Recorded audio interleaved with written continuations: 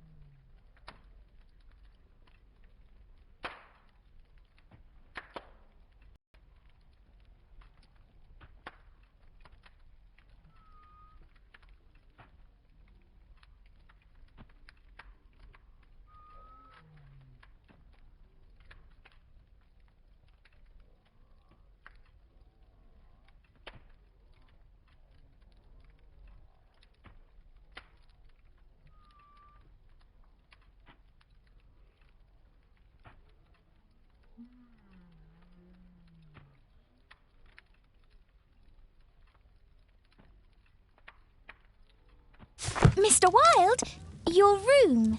Charming. This is such a fascinating city. We need to talk. I'd rather not. You're going to be angry again. Goodbye, Mr. Wilde. Is it 5 o'clock already?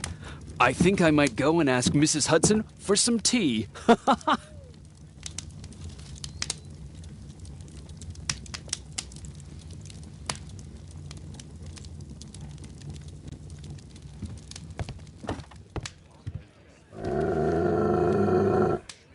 Oh, come on, Toby. Your soap bath couldn't have been as bad as that.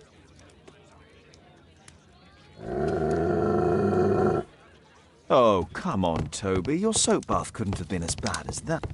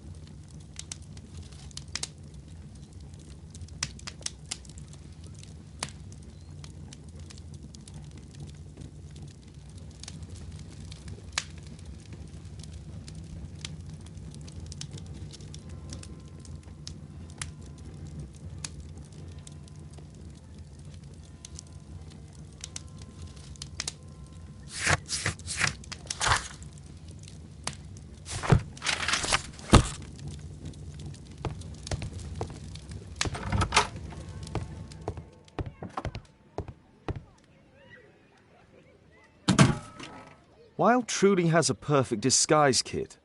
Do actors really need all this?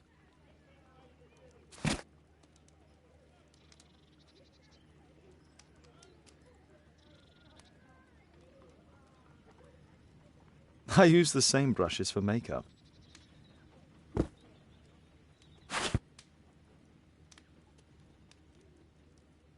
This must be grease paint.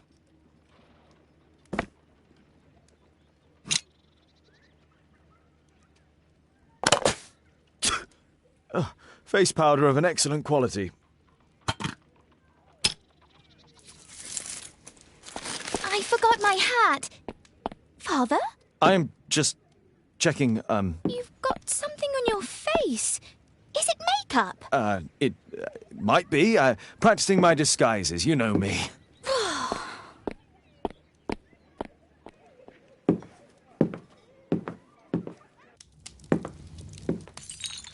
No, don't touch that!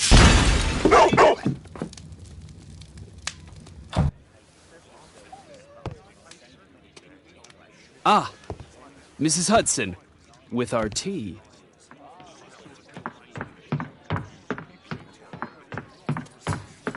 Not quite. We have a visitor. However, the lady is not so much angry as perplexed. Good day to you, gentlemen. My name is Mary Sutherland. I have come to you, Mr. Holmes, because I would give everything I have to know what has become of Mr. Hosmer Angel. Why the haste, Miss Sutherland? Mr. Hosmer Angel has disappeared, and my father, Mr. Winterbank, will do nothing. It makes me so angry. Mr. Windybank is your stepfather, surely, since the name is different? Indeed, I call him father, although he is barely older than myself. And your mother is alive? Oh, yes, although I wasn't best pleased when she married again, and so soon after father's death, and to a man so much younger than herself.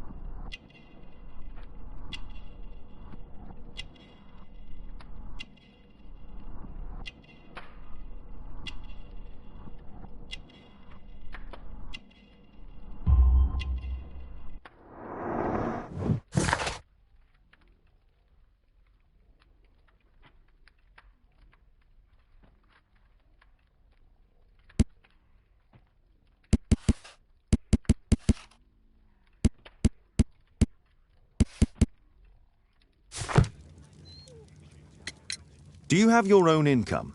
I do, from an inheritance. It was left to me by my Uncle Ned in Auckland. Then you have all that you could wish for, naturally. Well, I live at home and don't wish to be a burden to my family, so they have the use of the money.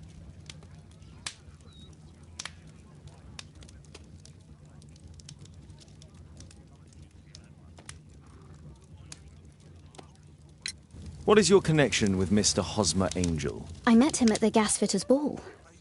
Mr. Winderbank did not wish for me and Mother to attend. He never did wish us to go anywhere, but this time I was quite set on it. Fortunately, he left for France upon some business, and so didn't have any say in it. And I met Mr. Angel that night. We met again after that and would take walks together. But then Father returned, and we could no longer meet. Why was your stepfather against your going anywhere? Well, he didn't like anything of that sort. He used to say that a woman should be happy in her own family circle.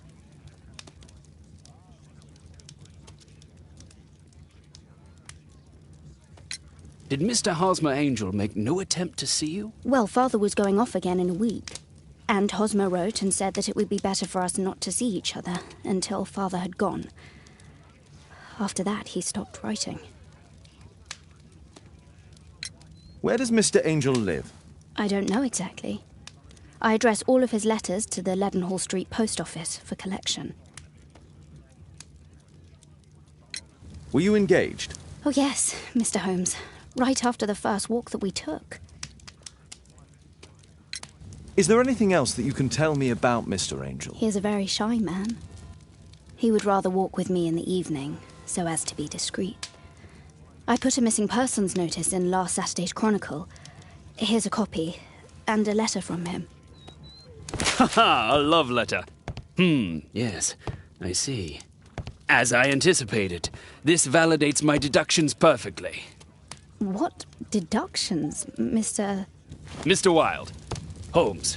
Tell her.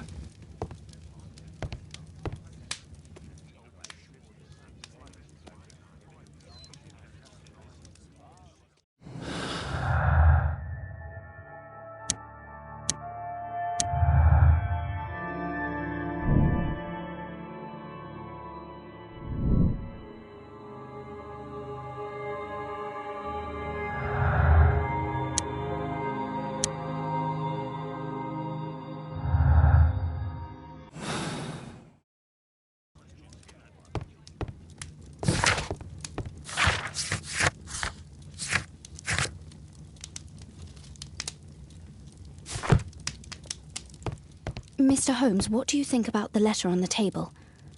Do you think it might help?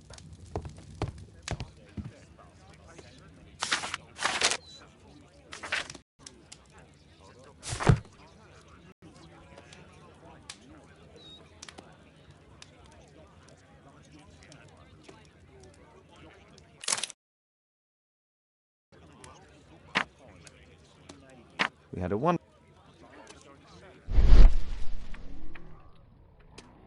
Good quality paper, quite smooth. Fairly common ink, nothing special. I'm waiting for the moment when your stepfather leaves once more. Miss Sutherland only met with Hosmer Angel while the stepfather was absent.